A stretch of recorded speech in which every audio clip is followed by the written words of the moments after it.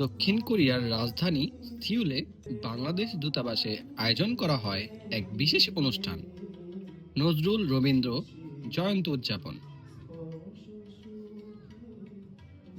2025 সালের 25শে মে এই অনুষ্ঠানটি উদযাপিত হয়।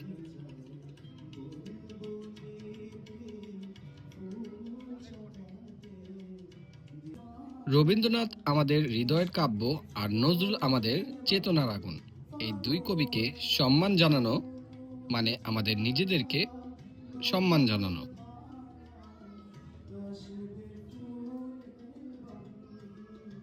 এই আয়োজনে অংশগ্রহণ করেন কোরিয়াতে বসবাসরত বাংলাদেশি শিক্ষার্থী, পেশাজীবী ও কোরিয়ান বন্ধুরা।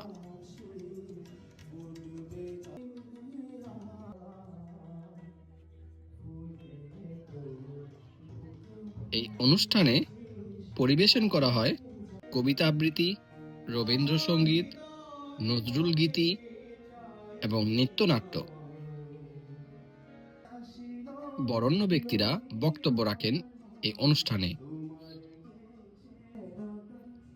এই আয়োজন শুধু কবিকে সম্মান জানানো নয়, বরং এটি ছিল বাংলাদেশের সংস্কৃতির এক অপূর্ব মিলন মেলা।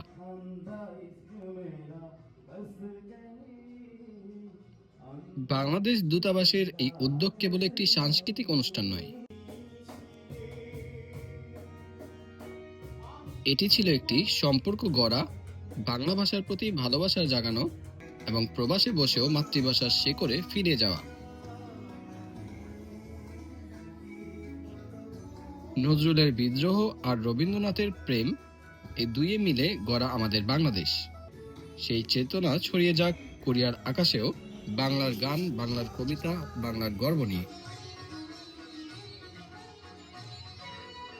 প্রতি বছরেই সিউল দূতাবাস নজরুল রবীন্দ্র জয়ন্তী উদযাপন করে আসছে।